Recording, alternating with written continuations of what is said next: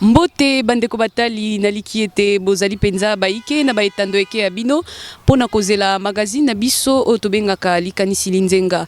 Bongo na kati ya likanisi linzenga ya lelo tokolobela bongo na Dieu nous parle, tokolobela bongo hommage à Tata Cardinal Laurent Mosengo Pasinya o asilaki kotika biso mokolo molomingo loleki. Bongo toyambeli bino nganga nzambe abe Christian Kilaki na ye penza tokobeta penza masolo mae matali kondo Tata Cardinal Laurent Mosengo Pasinya. Mbote Messie l'abbé. Mbote maman la maman. Messie l'abbé toebete mokil mobimba tope catholique molongo mobimba ecclesia catholique molongo mobimba tobungisi bongo nganga nzambe monene wazaki ko représenter makambo ebele po ya biso sango toebite zali pasi mingi. Yebisa biso souvenir nini oyo yo o garder pour la Tata Cardinal topé oyeba kiye lo lenge nini ndeko koyeba Tata Cardinal na koloba yango kitokotanaki na ye na likindo te parce que tangu ya yaki na Kisasa awa akutaki biso lokola bazali komilengele po ya kokula bonganga nzambe po tokulaki bodia kona biso na maboko ya Monseigneur Daniel Landu tanga zaki administrateur apostolique ya yo kokuta biso na molongo mona. Donc na yebaki ye mingi penza na préparation entre le diaconat et le presbytérat. Donc on a na yebaki Laurent Cardinal Mosengo. Mais koloba koyeba ye na kozwaka ba rencontre souvent, non, c'était pas comme ça. Mais j'ai eu l'impression que le cardinal Laurent Mosengo connaissait chaque prêtre à sa manière et moi également. Donc j'ai eu l'impression, cela veut dire na manière na ya kozalela ya kosolola ya koloba. Donc on se rend compte que ayebi yo. Donc na yebaki na moment oyo tozalaki komilengela potokota na bonganga de toutes les façons déjà tant on a kuli bonganga nazalaki na ba nomination misato. Nomination à Liboso ezalaki kozala molandi ya prise en charge pour makamba séminaire. Nomination mibale ezalaki étudiant batunde ngai na kende kotanga makambo ya philosophie na faculté. Nomination misato ezali kozala comptable diocésain na société de Kinshasa. Donc j'avais 3 nominations de suite. Na ebaki Cardinal Mosengo boité na kotaki pe na kati ya bureau na été certainement peut-être à travers basango to ba conseiller na ye ndeli kamango yaki. Mais il a fallu que boss d'heureuse mémoire ndalingi sakite na kende na économie na ningi Tata Cardinal pour te soki makambo ya kotanga ezala na mbula sima. C'est à ce moment-là que je suis entré vraiment en contact avec le cardinal Laurent Mosengo Pasinya. C'est à ce moment-là que j'ai découvert la profondeur ya bo motonaye, bo zindo ya bo nganga naye et puis bolai ya bo yebi naye lokola tata épiscopo na Kisasa awa. Voilà, bandeko batali tozali kokoba linaka ya biso debite ezali pasi mingi. Kobungisa tata épiscopo ya lokumu ezali penza pasi. Bongo nganga nzambe tunkoyeba ba souvenir nini oyo simbaki tango Tata Cardinal azaki na bomo. Maman ezali belé. Na lobi yango j'ai eu l'impression que le cardinal connaissait chaque prêtre à sa manière. Et je peux dire comme il était vraiment très intelligent et je pensais qu'il savait faire aussi la part des choses ce qu'a Koutani Nayo. Il avait de l'estime de ses prêtres. Et tant que kolobla banganga nzambe naye, to na bali kindo, vous sentez proximité à papa, kozala kibo papa. Na lobite na kutana ki na banzela mususu te na yeba ki bo diakono. Mais tant na komi na économie lokola comptable de 16 ans, rapprochement est commeaki makasi. Parce que il faut signer ba chèque, ce qui économe a signé, comptable a signé, le cardinal peut signer ba signature misato, ko kende ko misambongo na banque nga na bandai ko kende pe ko kende ko misambongo, ko sala ba rapport de fois na ko kutana na ye.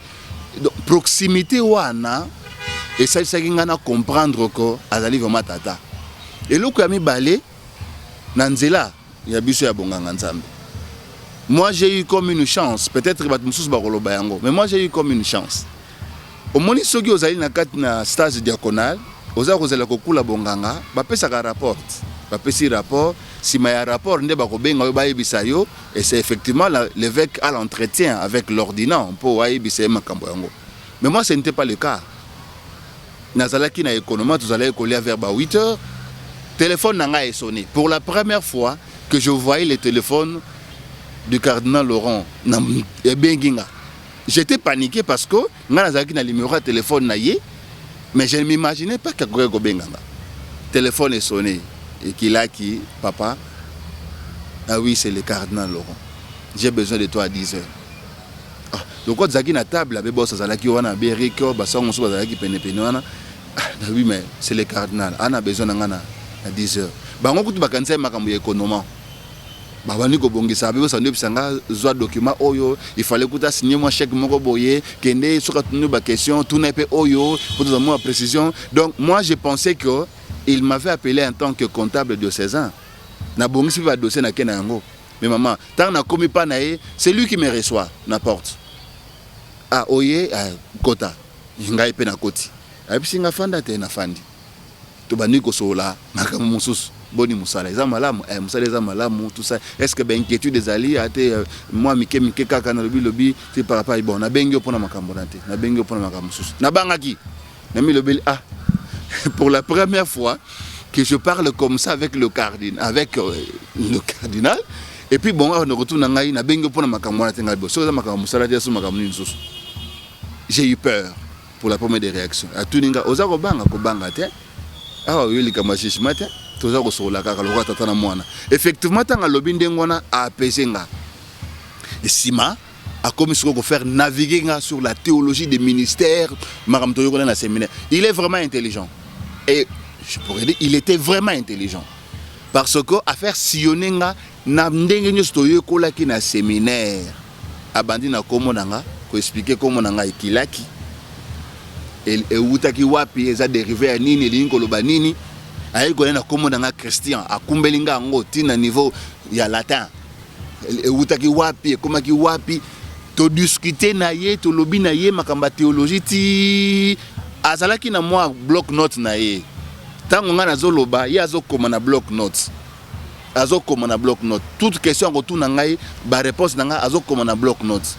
Tant bloc note na baye et s'il comme na suka alobi na moni masole sengeli ko sila wa po papa na lingela ki ese tondi nabi papa bi olobi kitoko mingi na sepeli na beyano na yo na moni ko yekola ki malamu yango wana na kani na kulisa obonganga maman imagine un peu quelle joie je pourrais sentir et moi je pensais que c'était de la blague parce que je ne le voyais pas encore na baïmour et zaki ba contact à liboso na ko kulisa obonganga.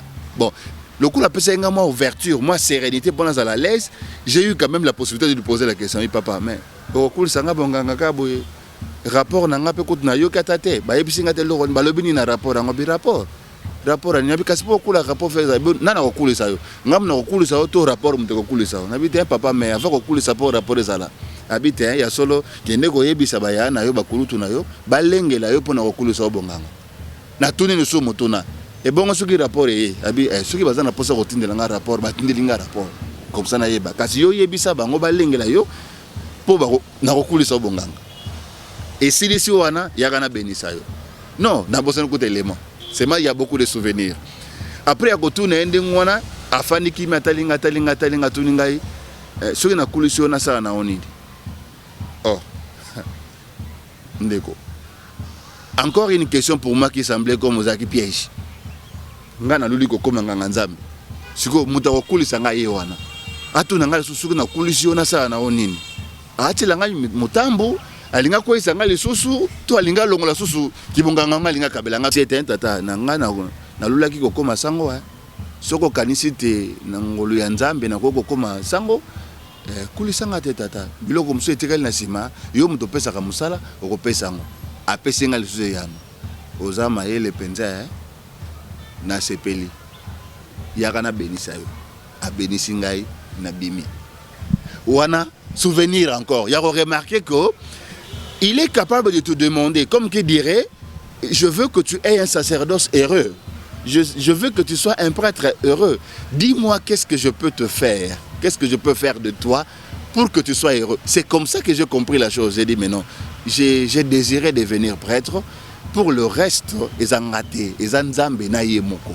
Voilà. Un autre souvenir, c'est que dans Moussala, il peut y avoir encore des problèmes, mais ce que tout le monde ça c'est aussi marque de confiance. Ce qui a payé sur Moussala, a besoin que ça la Moussala yango malamu, okokisa yango pe malamu. Après que l'on a un économie, atindingai na cardinal Mosengo, lelo, les aïe complexe scolaire cardinal Mosengo, zaki liboso complexe scolaire Saint Raphaël, parce que na zalaki wana. Yim tatinde ngai kuna comme administrateur. Ndeko na sali Moussala ngai en collaboration étroite na ye. En tout cas, je dis en collaboration étroite naïe. Ce qui fait que, pour éviter seulement que Biloba Lobaya Batouke, Alembongo, Aibimbongo, Saliboye, non, Naïbi ke Batouba Fundaka Mingi, Batouba Lobarape moi Lokuta Mingi, kasi Salamo Abokebi na Maïna Roger Mbongo. Ce que l'ingo sala ba dépense l'équipe à 1500, 2000 $, il faut yebisanga. Mais pour des dépenses, où ils en ont assez à 1500, 2000 $, mais au-delà, avant de faire tout mouvement, tu dois m'informer. Encore, un bon papa qui veut que son fils marche sur le bon chemin et sur la vérité.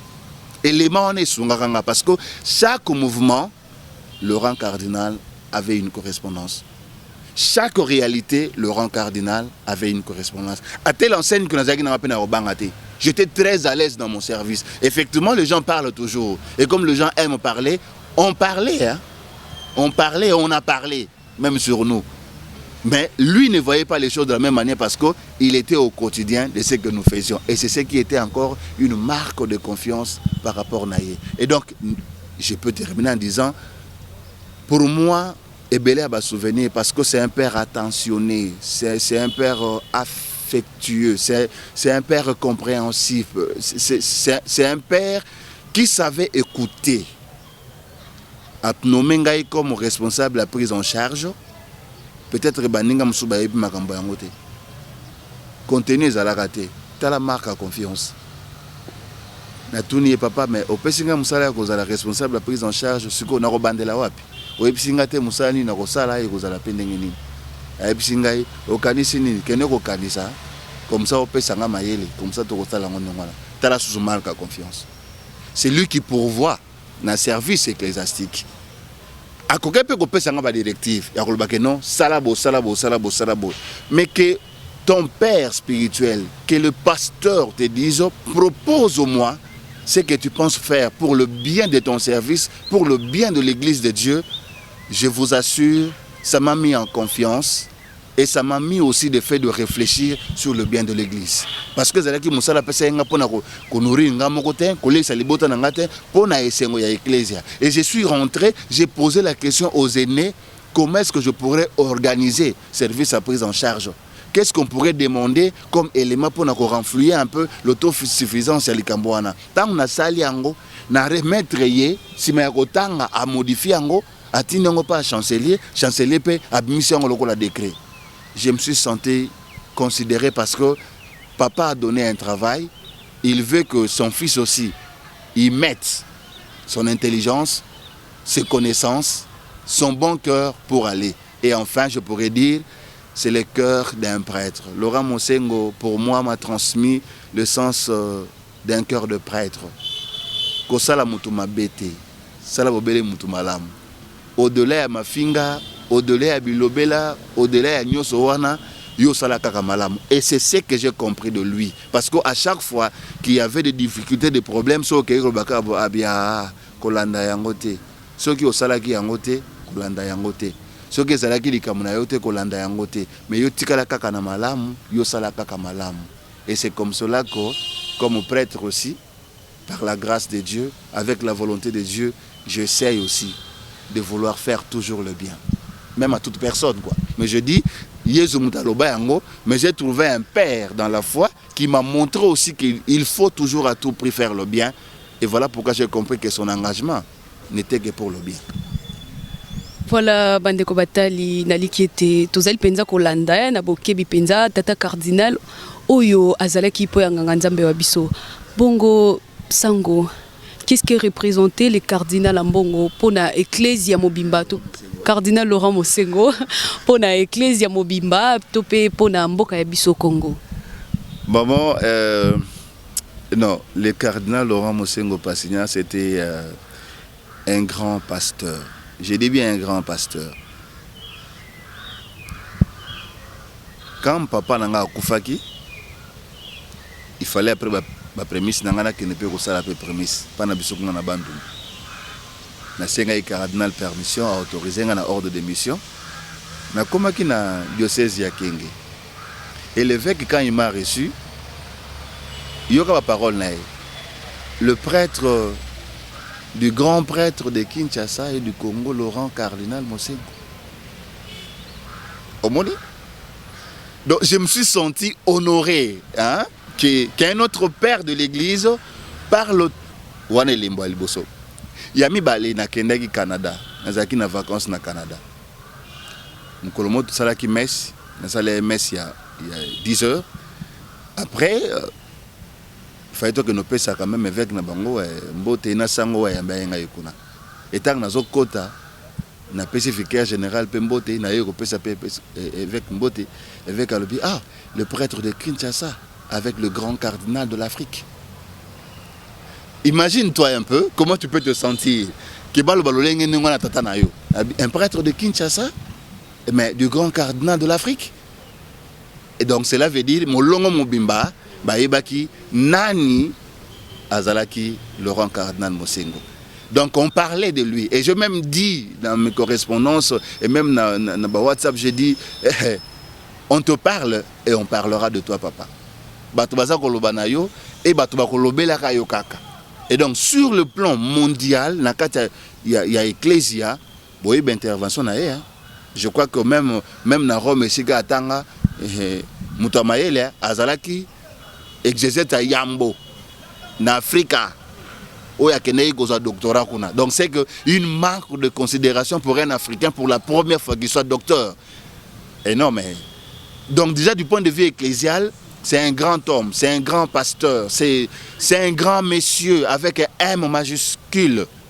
Et c'est un pasteur de haute facture, c'est une bibliothèque pointue et je dirais même c'est un intellectuel au-delà même des normes et intellectualisme. Parce que Laurent Mosengo a fait preuve de ce qu'il a eu comme homme de Dieu, mais ce qu'il a eu aussi comme homme politique.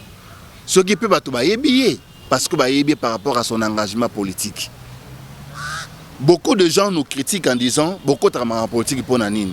Mais la doctrine sociale de l'Église nous ramène à ce genre d'engagement.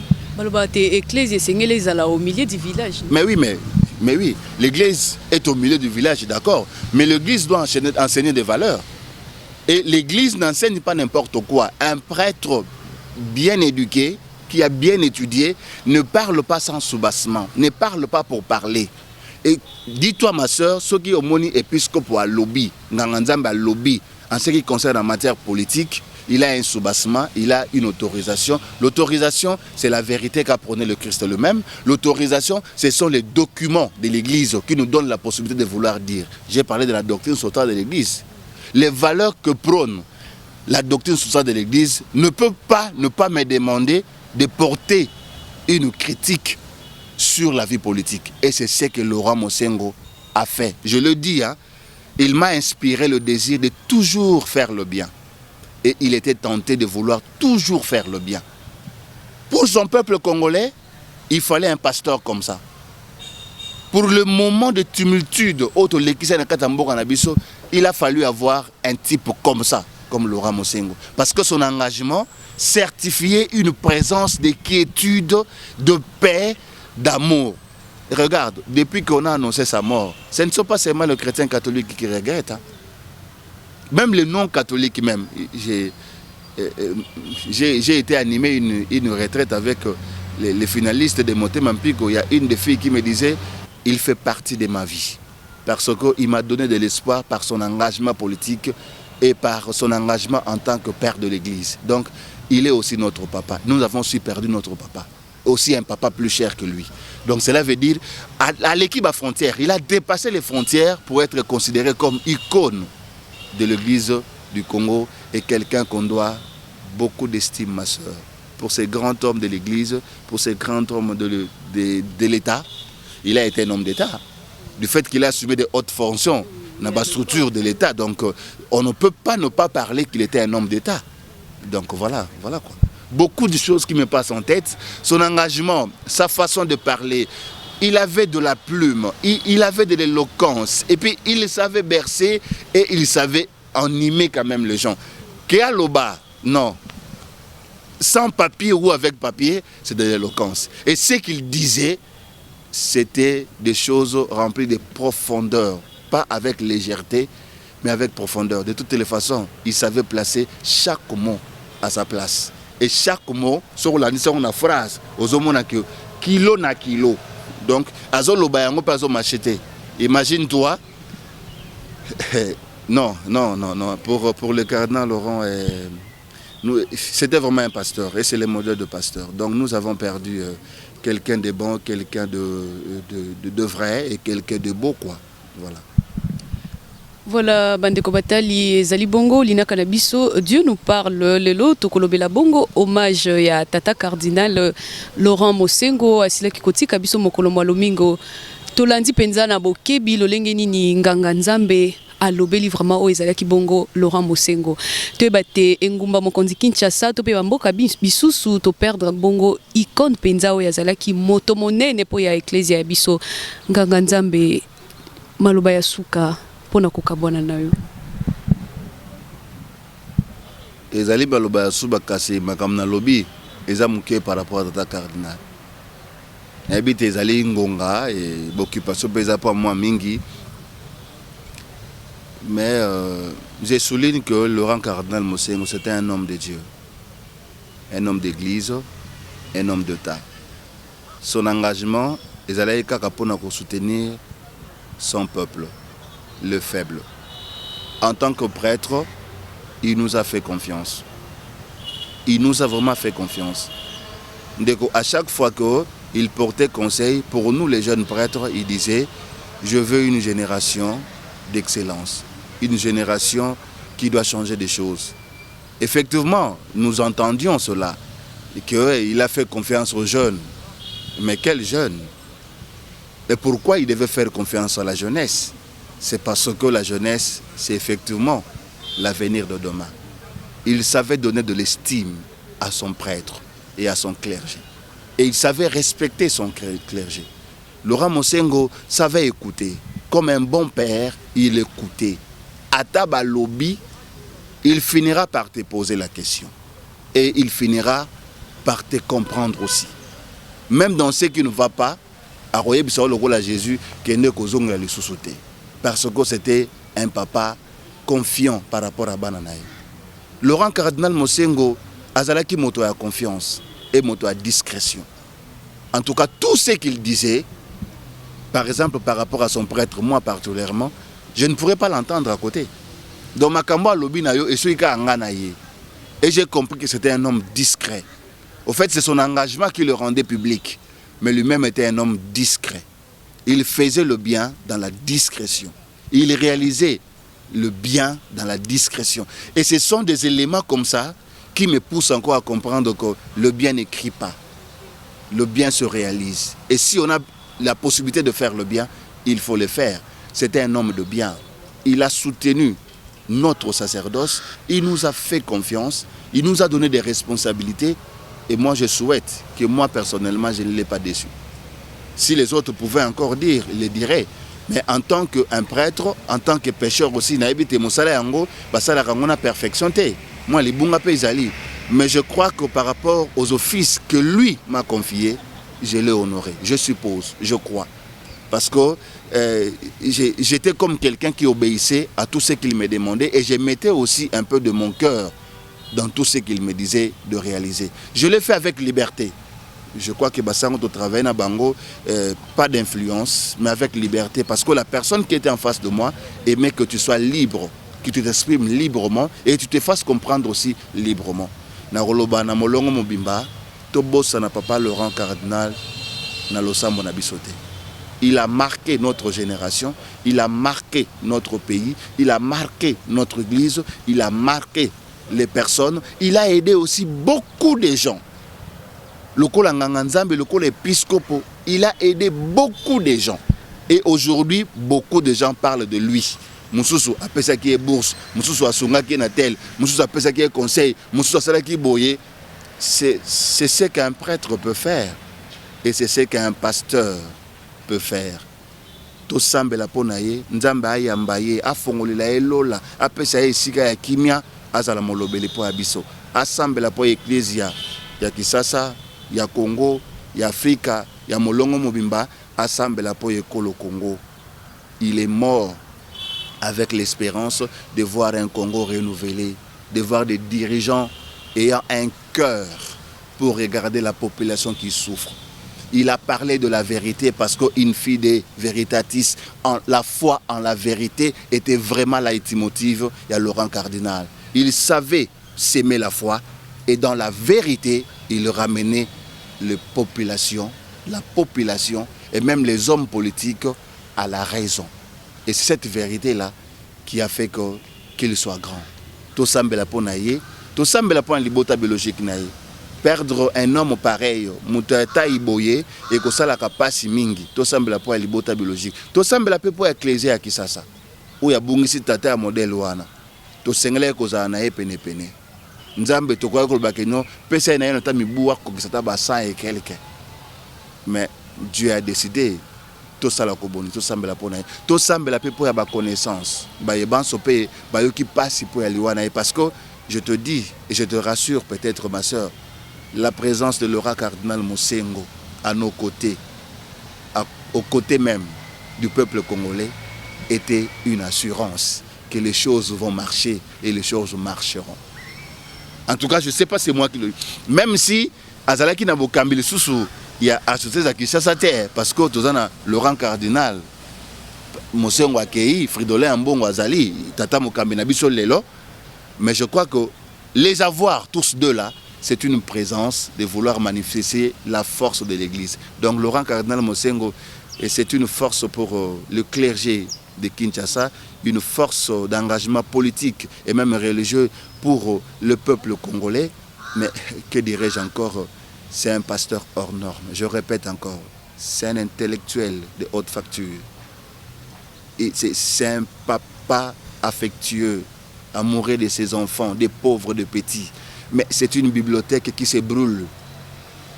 Mais c'est l'icône que nous sommes en train de voir partir vers la maison de notre Père. Et comme qui dirait qu'il parte, oui, pour se reposer près de notre Père, mais il reste vivant et éternel dans nos mémoires et dans notre action. Voilà Ndeko. Voilà Bandeko Batali, tebite ezali penza pasi mingi. Kolanda maloba sango alobi ezali pasi. Tobungisi vraiment moto monene. Bongo na singi na bino te toko ba kolanda linaka ya biso. Dieu nous parle ba rubrique ya sika ekoya. Tokola kisabino lolenge nini nzoto ya tata cardinal ekokoma pe ba rubrique misusu to singi na bino te boko ba kolanda biso na bino to monani mikolo mizali koya.